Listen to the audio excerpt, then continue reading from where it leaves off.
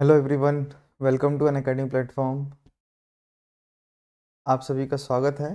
तो आज हम पढ़ेंगे परमानेंट जज ऑफ ए हाई कोर्ट का जो इशू है उसके बारे में थोड़ा सा पढ़ेंगे। ये इशू मैं आज क्यों पढ़ा रहा हूँ आप लोगों के लिए, क्योंकि अभी एक बॉम्बे हाई कोर्ट के जज हैं, महिला जज। ओके, उन्होंने काफ़ी सारे स्टेटमेंट या फिर काफ़ी सारे रूलिंग्स दिए हुए हैं। ठीक है, and she is on the verge of becoming, मतलब वो बनने वाले थे परमानेंट जज हाई कोर्ट के। तो क्या है उसका पूरा एक मुद्दा, वो हमें आज देखना है।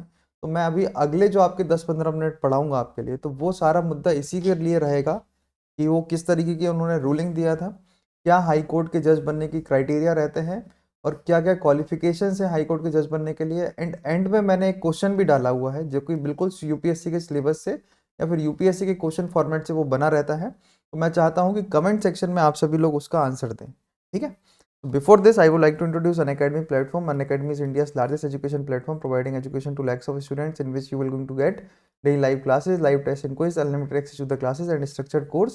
You can download this app from Google Play Store and Apple Play Store. This is about me. My name is Tarkeshwar Jain. I am teaching you optional plus current affair। 100 plus educators आपको मिलते हैं, comprehensive syllabus मिलता है आप लोगों के लिए।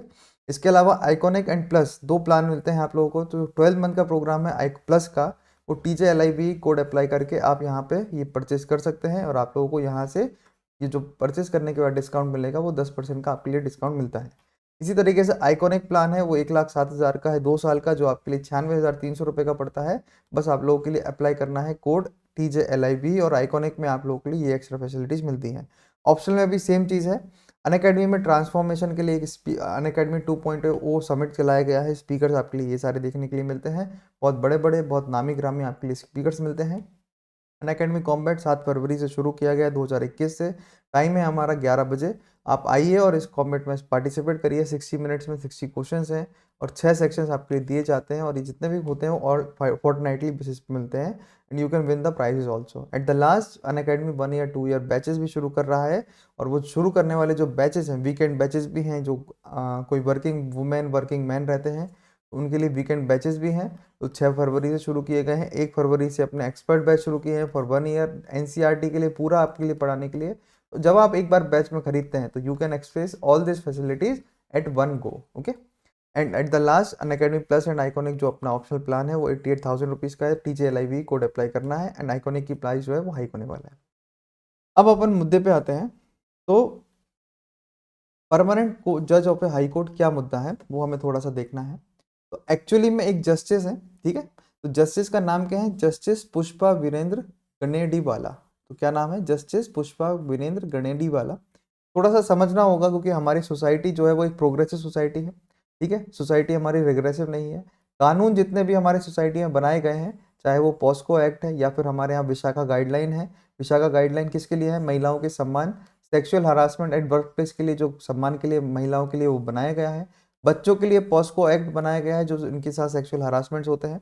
तो ये पॉस्को एक्ट है या फिर विशाखा गाइडलाइन है, या फिर मैं और भी बातें करूंगा। जो रेप लॉ है हमारे लिए, सेक्शन 375 जो हमारा रेप सेक्शन में आता है, तो वो रेप लॉ है। ये सब हमारे प्रोग्रेसिव सोसाइटी को बताता है, ठीक है।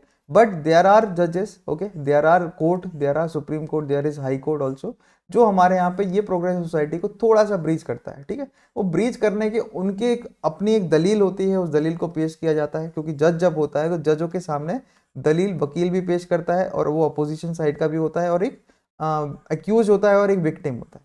तो एक्यूज और विक्टिम दोनों तरफ के वकील जब अपने सामने दलील रखते हैं जज के सामने, तो वो अपने फैसले देते हैं। तो इसी तरीके से एक जस्टिस पुष्पा वीरेंद्र गिरनेदी वाला है, जो एक परमानेंट जज ऑफ ए हाई कोर्ट बनने वाली थी। और परमानेंट जज ऑफ ए हाई कोर्ट क्या होता है, उससे पहले ये जानना है कि इनको क्यों नहीं बनाने दिया गया। और ये जो सुप्रीम कोर्ट का कोलिजियम है, कोलिजियम क्या वर्ड है कि जो कोलिजियम जो डिसाइड करता है कि कौन बनेगा या नहीं बनेगा, तो वो एक सुप्रीम मेकिंग अथॉरिटी हम कह सकते हैं, ठीक है। तो क्यों नहीं बनने दिया, क्या क्या कारण रहे वो हमें देखना है। सबसे पहले कारण क्या रहा, देखो। ये जो पॉस्को एक्ट है, तो पॉस्को एक्ट होता है protection of children from sexual offences. POCSO act क्या है? प्रोटेक्शन करना, मतलब बच्चों को जो उनके साथ सेक्सुअल ऑफेंसेस होते हैं वो बचाते हैं। देखो, सबसे पहले मैं पॉस्को एक्ट में 2 मिनट लूंगा आपका। बच्चे, चाहे आपके लिए आप काउंट कर सकते हैं कि बच्चे 15 से 17 साल, टीनेजर्स 19 ईयर्स, जितने भी बच्चे होते हैं, ठीक है, जिनके ऊपर वी कैन से कि जिन महिलाओं की या फिर जो किड्स होती हैं, ठीक है, जो आफ्टर 7th क्लास और 8th क्लास में उनके यहाँ पे पीरियड्स आते हैं महिलाओं के, ठीक है। इसी तरीके से हार्मोनल चेंजेस आपको बॉयज में भी देखने को मिलेंगे। तो ये जो हार्मोनल चेंजेस आते हैं उस time some kind of attraction होता है, जो भी होता है, ठीक है। बट उसी टाइम पे कोई जो मैच्योर्ड मैन होते हैं या मैच्योर्ड वुमेन होते हैं, तो वो उनका हरासमेंट करते हैं, चाहे वो मेल हो या फीमेल हो, बच्चे का हो, तो वो sexual harassment at work place या फिर protection of children from sexual offence बोला जाता है, ठीक है। तो जस्टिस कैनेडी वाला है, वो हाई कोर्ट की एक जज है, महिला जज है।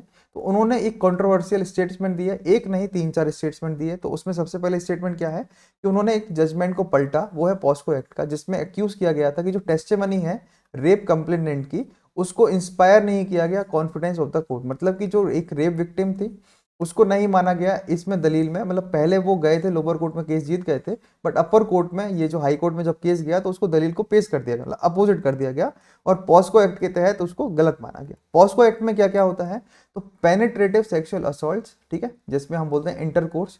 Then aggravated penetrative sexual assault, मतलब कि जबरदस्ती करके एक सेक्सुअल असॉल्ट करना।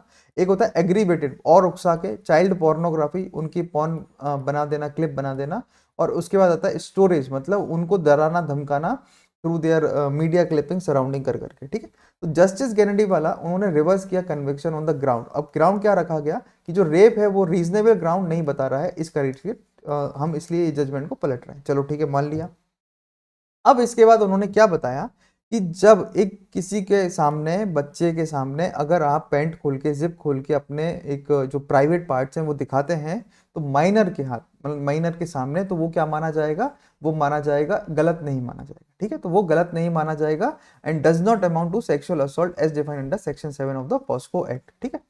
इसके बाद एक और रूलिंग दिया गया, वो रूलिंग और ज्यादा कंट्रोवर्शियल था। वो क्या था कि जो बच्चियां होती हैं, जो 12 साल की बच्चियां हैं, अगर उनके जो ब्रेस्ट होते हैं, तो अगर ब्रेस्ट को किसी ने दबाया, तो वो, और वो टॉप के ऊपर से दबाया, मतलब वो नेकेड नहीं थी तब उनको दबाया गया या फिर प्रेस किया गया, जो भी वॉट एवर गंदा आप जो भी बोल सकते हैं, तो without removing her top will not fall with in the definition of the sexual assault. तो क्या माना जाएगा, ये सेक्सुअल असॉल्ट की डेफिनेशन में ये माना नहीं जाएगा under the section 7 of the POCSO act, ठीक है। अब इसी में और क्या क्या आ गया, तो ये जो ऑर्डर थे वो क्या किए, सब लोगों के लिए शॉक किए, एंड सुप्रीम कोर्ट ने इन ऑर्डर को क्या किया, स्टे लगा दिया, जिसमें काफी ज्यादा एक बदनामी भी कह सकते हैं वो देखने को हमें देखने के लिए मिली थी। And even after series of shocking order, अब इसमें क्या है, तो सुप्रीम कोर्ट ने ये सब होते हुए भी कॉलेजियम, जिसमें हेड कौन कर रहे थे, ऐसे बोबड़े जी, जो चीफ जस्टिस ऑफ इंडिया हैं, उन्होंने रिकमेंडेशन भेजा कि बॉम्बे हाई कोर्ट में परमानेंट जज करना है। और परमानेंट जज में ये जो ग्रेनेडी वाला जो महिला है, उनके लिए भी रिकमेंडेशन भेजा गया कि वो भी करेंगी। अब ये क्या रहा, तो कंट्रोवर्सी रही, तो ठीक है। तो एक इसमें खनविलकर और चंद्रचूड़, ये दो फेमस जज है हमारे सुप्रीम कोर्ट के। उन्होंने इस जजमेंट को, मतलब ये जो फैसला कॉलेजियम ने सुनाया था, उसमें कॉलेजियम में क्या होता है, मिलजुल के फैसला लेना होता है। मतलब आपको 3:2 ऐसे करके आपको डिसाइड करते हैं, या फिर 1:3 या फिर 2:1, इस तरीके से कॉलेजियम डिसाइड करता है। तो इन्होंने कन्विंस किया जो अब मतलब फेवर में थे कि ये जो रिकमेंडेशन है उसको रोका जाए, क्योंकि ये इनकी जो जजमेंट्स हैं वो सोसाइटी के फेवर में नहीं आते हैं। और ये क्यों हो रहा था, क्योंकि महिला जो थी गणेनी वाला, उनके 2 इयर्स कंप्लीट हो चुके थे एज ए एडिशनल जज, ठीक है।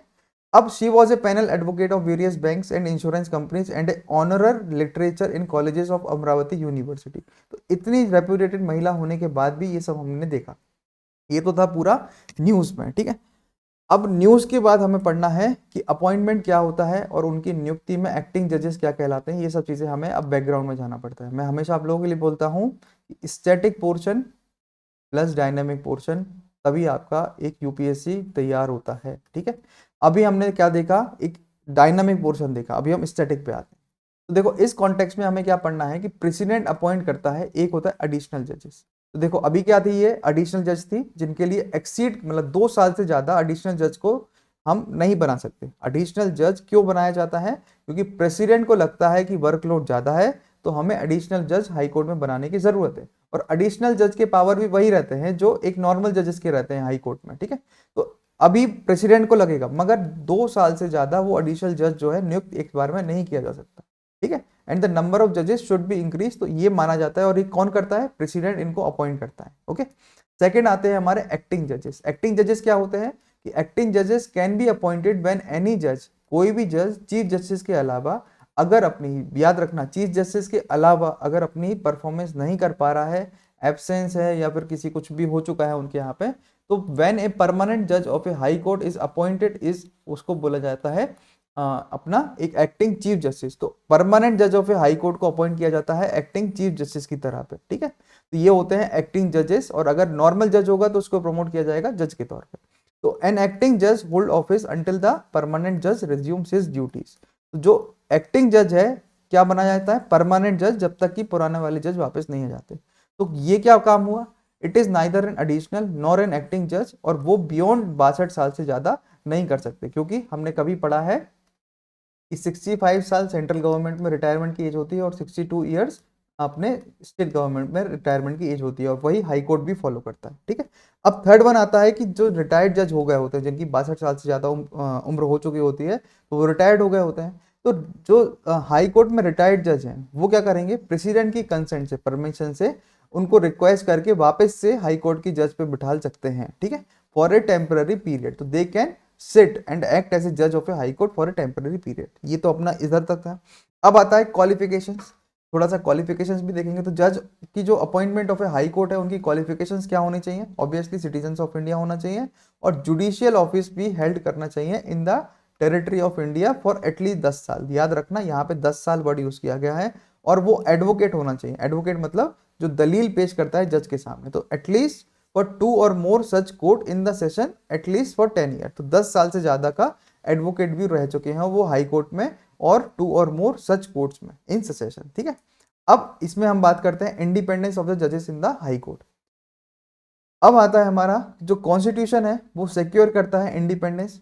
कॉन्स्टिट्यूशन तो सिक्योर करेगा ना हमारे जजेस की इंडिपेंडेंस को इन द फॉलोइंग वेज। तो पहला क्या है कि जो अपॉइंटमेंट है जजेस का, अगर हाई कोर्ट को चाहता है, अगर हाई कोर्ट चाहता है प्रेसिडेंट की कंसल्टेशन के साथ with the chief justice of India and 2 और मोर सीनियर मोस्ट जजेस, क्या है यहाँ पे कि देखो प्रेसिडेंट तो अपॉइंट करेगा, मगर chief justice of India plus 2 और मोर, उनसे ज्यादा के जजेस क्या होने चाहिए, जजेस जो उस टाइम पे सुप्रीम कोर्ट के रह चुके हों। तो वो लोग मिलके प्रेसिडेंट के लिए ये बात बताएंगे कि इनको अपॉइंट करना है। और यही काम क्या हो रहा था परमानेंट कोर्ट के लिए, वहां पे हो रहा था, है ना, गणेनी वाला का। तो प्रपोजल इज इनिशिएटेड, कौन इनिशिएट करेगा, हाई कोर्ट ही इनिशिएट करेगा, जो कंसर्न हाई कोर्ट है, एंड इंश्योर करेगा कि जो अपॉइंटमेंट होगा वो क्या होगा, मेरिट के बेसिस पे ही होगा। तो अपॉइंटमेंट किसके बेसिस पे होता है, मेरिट के बेसिस पे होता है। सेकंड चीज कि जो जजेस हैं उनको अलाउ किया जाता है एंड एक्सपेक्ट किया जाता है कि वो वर्क करेंगे बिना डर के, ठीक है, और इंटरफेरेंस भी एग्जीक्यूटिव को बिल्कुल नहीं होगा, मतलब कि separation of judiciary from executive from legislation, ये सब रहता है। And being a court of record, जो हाई कोर्ट है वो क्या करेगा, यूटिलाइज करेगा इस पावर को कंटेम्प्ट ऑफ कोर्ट के, और वो इन्फ्लुएंस करेगा जजेस के लिए, ठीक है। Now what is the relationship between supreme court and high court, वो भी हमें देखना पड़ेगा। तो देखो हाई कोर्ट क्या है, it is not a court subordinate the supreme court. तो हमारे देश में हाई कोर्ट के पास उतने ही पावर हैं जितने सुप्रीम कोर्ट के पावर हैं, बल्कि हम कहते हैं कि हाई कोर्ट के पास ज्यादा पावर होते हैं, क्योंकि हाई कोर्ट में क्या रहता है, रिट्स के पावर ज्यादा होते हैं सुप्रीम कोर्ट के। और रिट्स मतलब आर्टिकल 226 रिट्स है जो हाई कोर्ट को प्रोवाइड मिलती है, और article 32 right to constitutional remedies वो सुप्रीम कोर्ट में मिलती है, ठीक है। और हाई कोर्ट एक्सरसाइज करता है power of superintendence over subordinate courts and tribunals, जो कि सुप्रीम कोर्ट के पास पावर नहीं है। तो अगर क्वेश्चन आता है कि पावर है किसके पास ज्यादा, तो हाई कोर्ट के पास है, और हाई कोर्ट सबऑर्डिनेट नहीं है सुप्रीम कोर्ट का, और इसी तरीके से हाई कोर्ट के अंदर सबऑर्डिनेट होते हैं ट्राइब्यूनल्स और सबऑर्डिनेट कोर्ट, तो अलग अलग हैं, ठीक है। अब ये आखिरी में मैं आपके सामने क्वेश्चन रख रहा हूं, प्लीज इसका आंसर कमेंट सेक्शन में देना, और पहले 2 मिनट पॉज करना इस वीडियो को, और फिर इसका आंसर मुझे मिलना चाहिए। रीअपॉइंटमेंट ऑफ ए जज from high court is not possible. तो हाई कोर्ट का जो जज का रीअपॉइंटमेंट है वो पॉसिबल नहीं है क्या। Acting judge can be appointed when any judge other than Chief Justice is unable to perform his duty due to absence. Second, appointment of a judge if the High Court is made by the President in consultation with the Chief Justice of India and 2 senior most MPs. तो ये यहाँ पे आपको बताना है कि 1 है, 2 है, या 1 2 है, 2 3 है, या फिर 2 3 है, ठीक है। तो thank you so much for listening this topic. I will bring more topic related to this. Update रहता है, अपडेट रहना है, और अपडेट के साथ स्टैटिक प्लस डायनामिक पोर्शन आपके लिए पढ़ना है। At the last DJ LIV is my code, you can avail 10% discount, and Tarkeshwar Jain PSIR is my Telegram channel. Please like share and subscribe करते रहो। Thank you so much.